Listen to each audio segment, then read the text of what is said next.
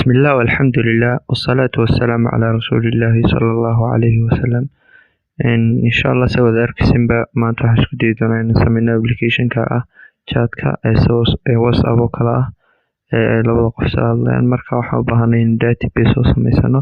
Database-kan waxaa la dhahaa Firebase oo xaskila Google. Marka iyadan marka hore soo samaysanaa marka website-ka ayaanu gelinaa.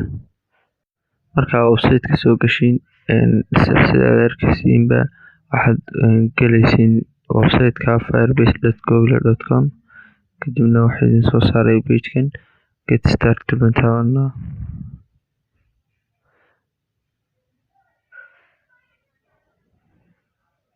kadibna project-kan kusoo darsanaa meesha.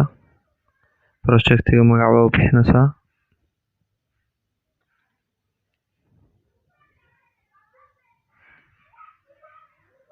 kadib continue baa odhanaysaa. kadibna continue ku dhufanaysaa. kadibna waxaad dooranaysaa account-ka. kadibna continue project, create project. wax yar baa sugaysaa kadibna project-ga waa la sameynayaa.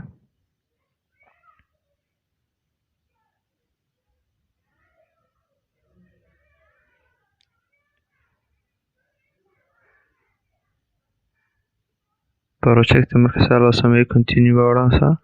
kadibna app baad kusoo dhex daraysaa project-gaaga. xagaas Android-ka taabanaysaa. kadibna app-ka waxaa laga rabaa package name-kiisii iska joorta tagaysaa. kadibna setting-ka taabanaysaa. package name-ka soo qaadanaysaa. soo copy garanaysaa. kadibna waxaa ku diraysaa halkii magaca lagu weydiiyey. marka intaa qabato app-ka magaciisana halkaas my Android app ayaad ku qoraysaa app-kaaga magaciisa. marka inta dhammaysid waa inaad register app taabataa. kadibna file-ka waa la soo degaysaa. hadhow toona ayaynu u baahanaa file-ka. kadibna waad ka soconaysaa next waa ka soconaysaa next kadibna continue to the console. kadibna waxaad tagi storage u baahanaa. marka storage ay soo samaysanaysaa waxaa odhanaysaa get started. kadibna next kadibna storage-ka meeshiisa dhanbaad kadibna odhanaysaa. kadibna storage-ka waa la sameynayaa iyo baa sugaysaa. marka storage-ku uu samaysmo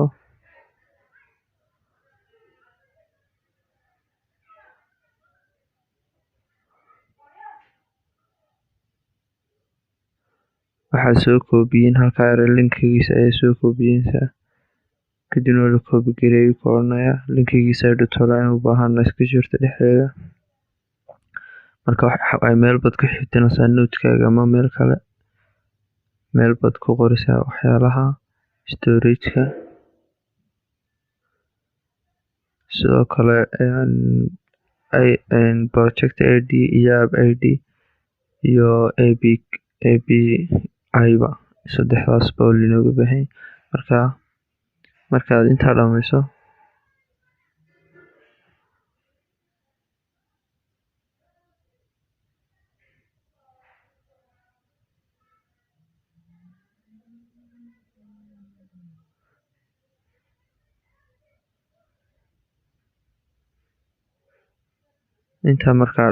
waxaynu kusoo daranaa meesha database. marka real time database ku dhufo. database-kana waa ka u muhiimsan meesha u soconaa xagga horena kusoo sheegnay create database taabo.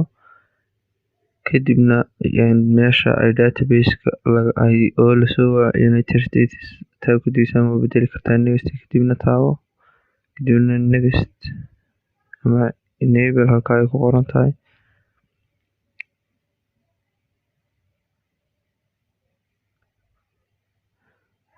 intaa marka ay ku dhamaato qaybta rules-ka tagaysaa. Ruleska waxaan uga baahanaa waxaan soo bedelinaa 2 meelood. 2 meelood first tab true ayaad ku qoraysaa. Sidoo kale waxaad iska ilaalisa inaad khaldid true si loo qorayo oo tiida hawaaweynin saa yaryarku daa halkaad ka yarnaa ka masixin aad iyo aad xagga uga taxadar.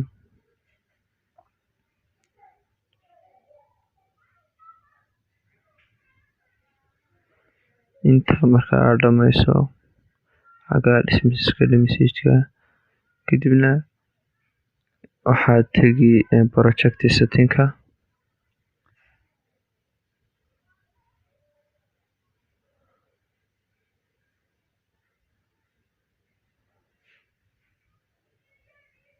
dismiss baad oranaysaa halka kadibna waxaad tagaysaa 3 meelood 3 xariiq meesha ay ku yaalaan kadibna project setting-ka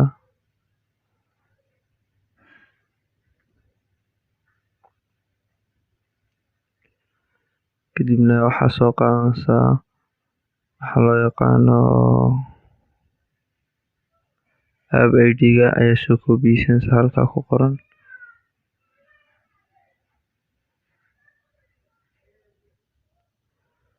marka aad soo koobiyeyso halkii aynu storage-ka linkigiisa aan ku xafidnay ama aduu ku xafiday ayaa haddana aynu halkan app ID aan ku xafidsanaa waa iska jirto 4 shay ay kaaga baahanta 4 shayna halkan aynu ku ilaashanaa.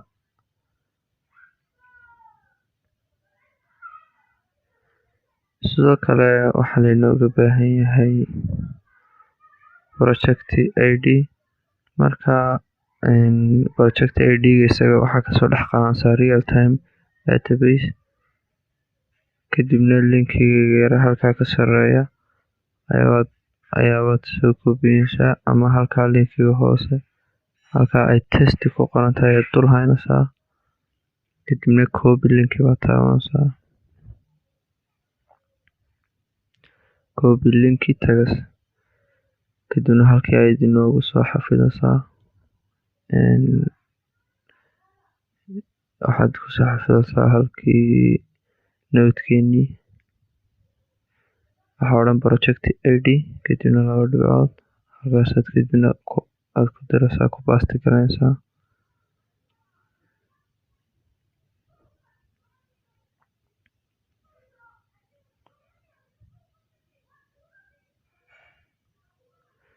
waxaa inoo hadhay waxa weeye API key marka isaga waanay file soo download garaysanay kadib isaga halkaas ayaa laga soo dhex qaadayaa filekii waad furaysaa kadibna marka aad hoos iyo riixda fileka markaad fileka saa xagga aad hoos wada arkaysaa halkaa yare ALSAD API key ay ku qoran tahay marka current key-ga xarfaha yare qoys ku jira intaas soo koobiyeysaa iyagana note-keeda inoogu diraysaa ood ku ilaalinaysaa API key ayaad qoraysaa kadibna 2 dhibcood halkaas ayaad ku diraysaa.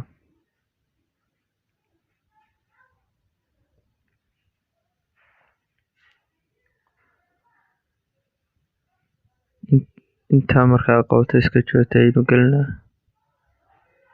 kadibna waxaanu sameynaynaa our chat ama application keenii aynu ku sameynay chatka ayaad gelaysaa firebase-kaad u furaysaa kadibna intaas ku weydiinayaa waa inaad kadibna buuxisaa project ID-ga halkan kasoo dhex qaadanaysaa iniga halkan soo dhignay marka halkaasaad project ID kasoo koobiyeysanaysaa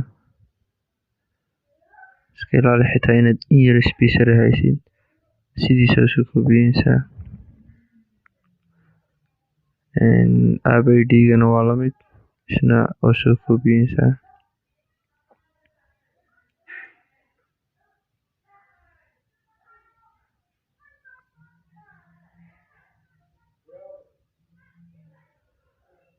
kadib markaasna soo koobiyeysid waxaa ku paste garanaysaa meeshiisa app ID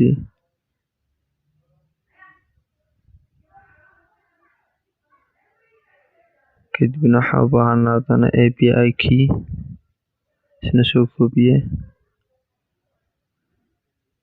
isna meeshiisa kadibna ku dir past kadibna next taabo wuxuu ku weydiinayaa haddana storage url ayuu haddana ku weydiiyey storagekina waan haysanaa inaga halkaa dhignay soo qabaysna koobidhe kadibna kasoo bax kadibna ku baasti kare halkaa kadibna next waa taabanaysaa kadibna save odhanaysaa kadibna way dhan tahay imika firebase waxaynu gelinaa inaan app ka sameyno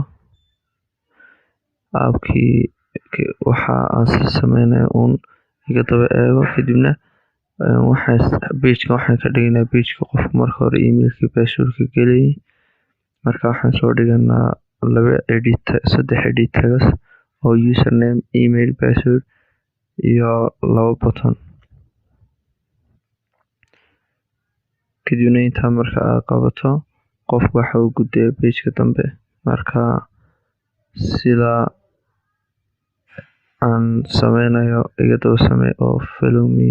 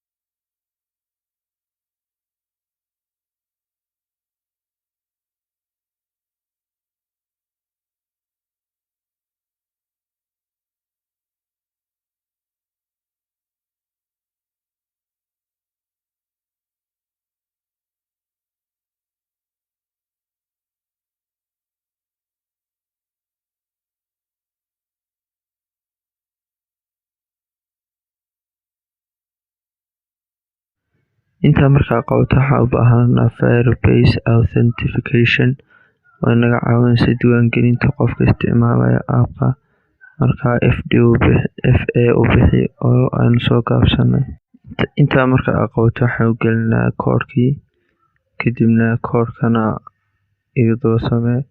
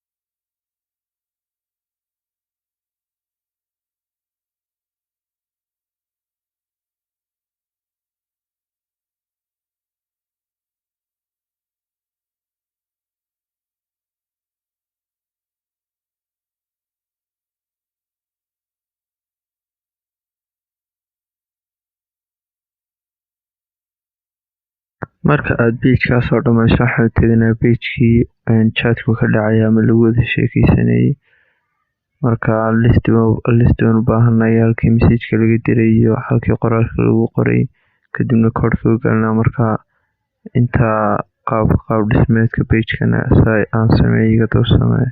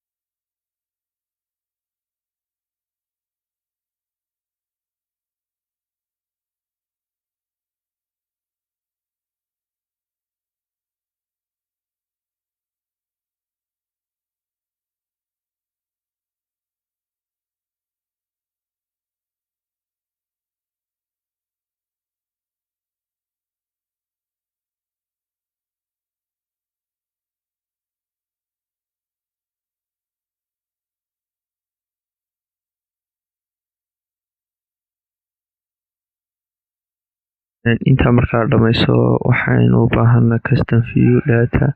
Custom view waan u baahanaa, wuxuu naga caawinayaa message-ka la diray qaabku u ekaanayo. Marka custom view waa samaysan kadibna sidaas ayaad u habaysanaysaa.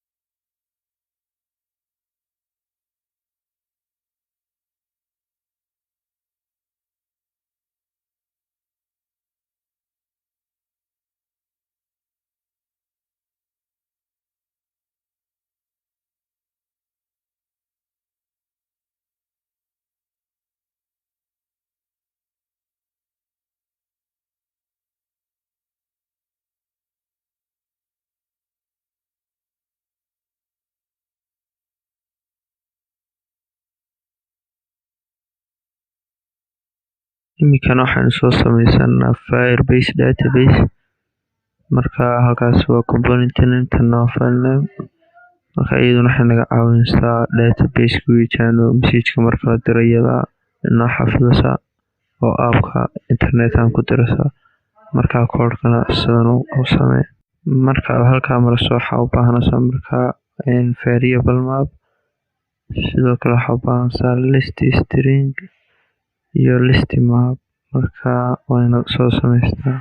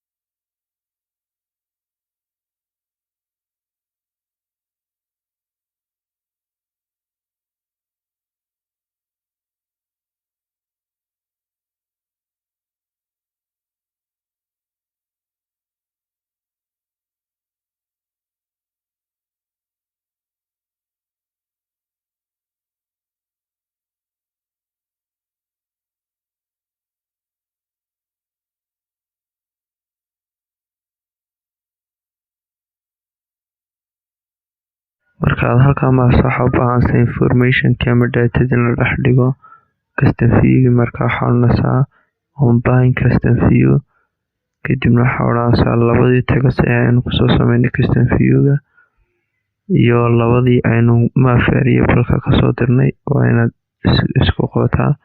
marka koodhkaas ayaad dhigaysaa meesha.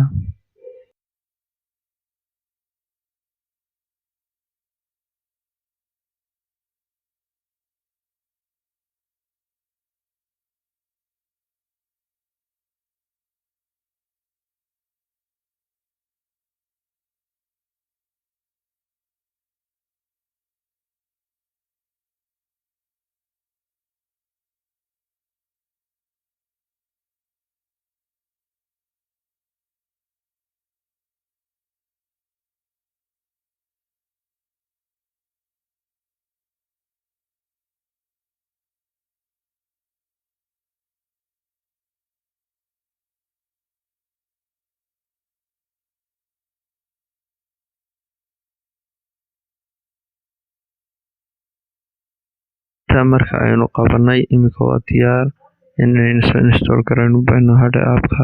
marka waan tijaabinaa, sidoo kale cilad baa ku iman karta, waan hagaajinaa haddii cilad ku timaado. marka waan sugaynaa.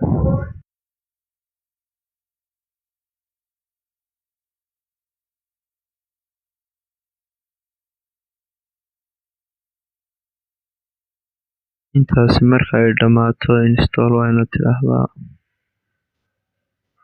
kadibna waxaanu odhanaynaa open,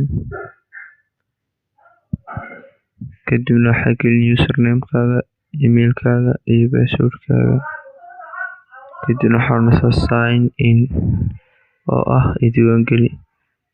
balse haddii aad hore isticmaalisay ta ka hooseysa ayaa taabanaysaa oo aad hore isku diiwaangelisay. markaa sign in taabo oo waxaa naga yaraaday edit tags-kii, balse iska caadi. iminka haddaan xagga qoraal ku qoro, so imika kale hello everyone, kadibna aan buttonka send-iga taabto way dirmaysaa. sidoo kale waxaan khaladnay magacii username-ku meesha ma soo dhigmayo. labadaba waan saxnaa. edit tags-kan way weyneynayna, magaca username-kana waa inuu meesha soo dhigmaa halka cas. marka intanan hagaajinayo iga daba samee.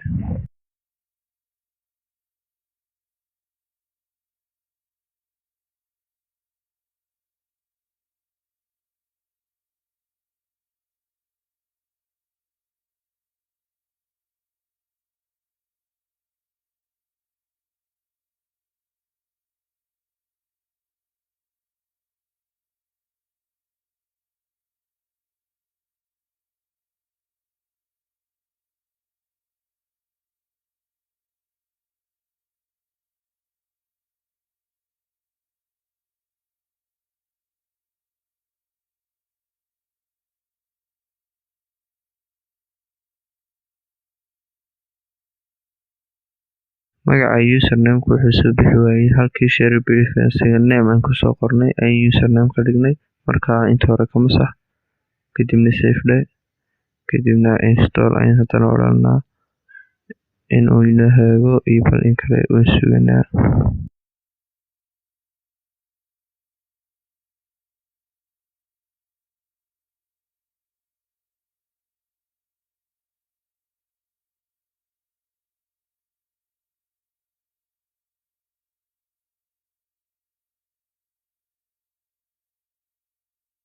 waa inaad markaa install tiraahdaa, kadibna aad open tiraahdaa.